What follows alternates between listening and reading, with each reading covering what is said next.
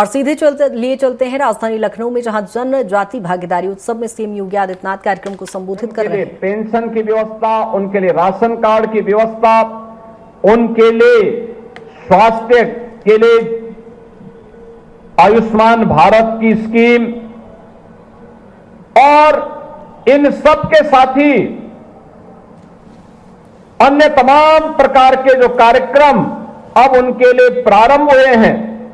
खासतौर पर जनजातीय समुदाय के लिए पीएम जनमन योजना के अंतर्गत प्रधानमंत्री जनजातीय आदिवासी न्याय महाअभियान, इस माध्यम से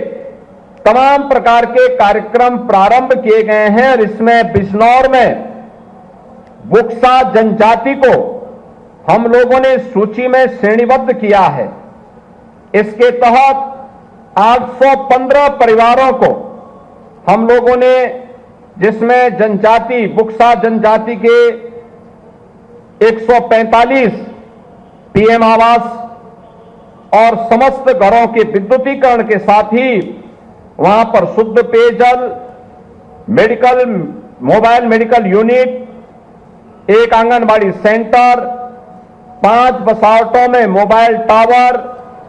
5 मल्टीपर्पज सेंटर और 5 बंधन केंद्र वहां पर स्वीकृत किए जा चुके हैं और ये कार्यक्रम आगे बढ़ रहे हैं।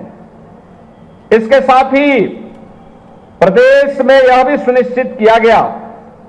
कि धरती आबा जनजातीय ग्राम उत्कर्ष अभियान के अंतर्गत जितनी भी अनुसूचित जनजाति की बस्तियां उत्तर प्रदेश के अंदर हैं, उन्हें सभी प्रकार की सुविधाओं से आच्छादित करने के साथ ही उन कार्यक्रमों को आगे बढ़ाना है, जिसमें 26 जनपदों के 47 ब्लॉक व 517 ग्रामों में हम लोगों ने इसके लिए चिन्हित किया है, जिसमें सबसे अधिक सोनभद्र में 176 ग्राम, बलिया के 61, ललितपुर के 36, देवरिया, लखीमपुर खीरी, कुशीनगर के 34, गाजीपुर के 26, मिर्जापुर के 20, गोरखपुर के 18, चंदौली के 17, बलरामपुर के 16, पीलीभीत, प्रयागराज, सिद्धार्थनगर के 7 और बिजनौर के 5, बहराइच बस्ती के 3, बाराबंकी, भदोई, महाराजगंज, श्रावस्ती के 2, अम्बेडकर नगर, जौनपुर, महोबा, संत कबीर नगर, सीतापुर के 1 गांवों को इसके साथ आच्छादित करने का काम किया है। यानी 517 जिन ग्रामों में जो जनजातीय बाहुल्य गांव हैं, इनकी कनेक्टिविटी से लेकर के इन्हें सभी प्रकार की योजनाओं को इसके साथ जोड़ने का काम इनके साथ किया गया है, जिसमें इनका आधार, आयुष्मान कार्ड, पीएम उज्ज्वला योजना, जाति और निवास प्रमाण पत्र, मुद्रा योजना, किसान क्रेडिट कार्ड, पीएम जनधन योजना, जीवन ज्योति बीमा योजना, पीएम किसान सम्मान निधि योजना, पीएम विश्वकर्मा योजना, राशन कार्ड आदि की व्यवस्था के साथ ही यहां के इंफ्रास्ट्रक्चर के लिए भी सड़क, पुल, बिजली, पेयजल, इन सबको इसके साथ आच्छादित करने की स्वीकृति भी ये डबल इंजन की सरकार ने इन सभी क्षेत्रों में उपलब्ध करवाया। अनुसूचित जनजाति के छात्र छात्राओं को मिलने वाली स्कॉलरशिप और शुल्क प्रतिपूर्ति, मुझे प्रसन्नता है कि हम लोगों ने अब तक 1,50,000 ऐसे छात्रों को योजनाओं के साथ जोड़ा और इससे लाभान्वित किया है। 9 आश्रम पद्धति विद्यालय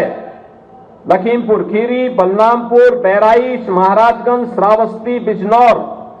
में संचालित हैं और जिनके माध्यम से हम लोग 2026 बच्चों को, जनजातीय छात्र छात्राओं को वहां पे अत्याधुनिक शिक्षा उपलब्ध करवा रहे हैं। जनजातीय छात्रों के लिए निःशुल्क छात्रावास की दृष्टि से भी 2 छात्रावासों का संचालन है।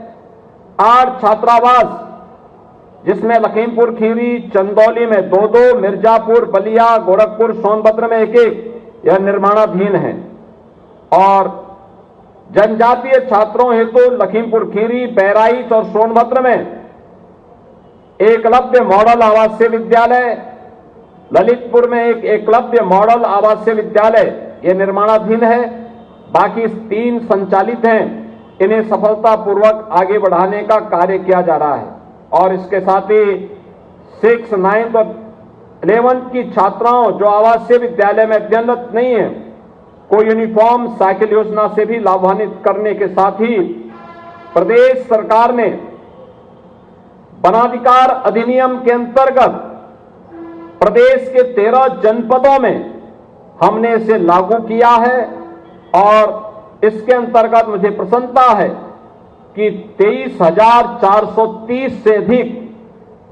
ऐसे अनुसूचित जनजाति के लोगों के लिए जो वनों में निवास करते हैं उन्हें वहां पर भू अधिकार पत्र दे करके जो उनके दावे थे उन्हें राजस्व के। और फिलहाल इस बुलेटिन में इतना ही। बने रहिए स्वराज एक्सप्रेस के साथ। नमस्कार।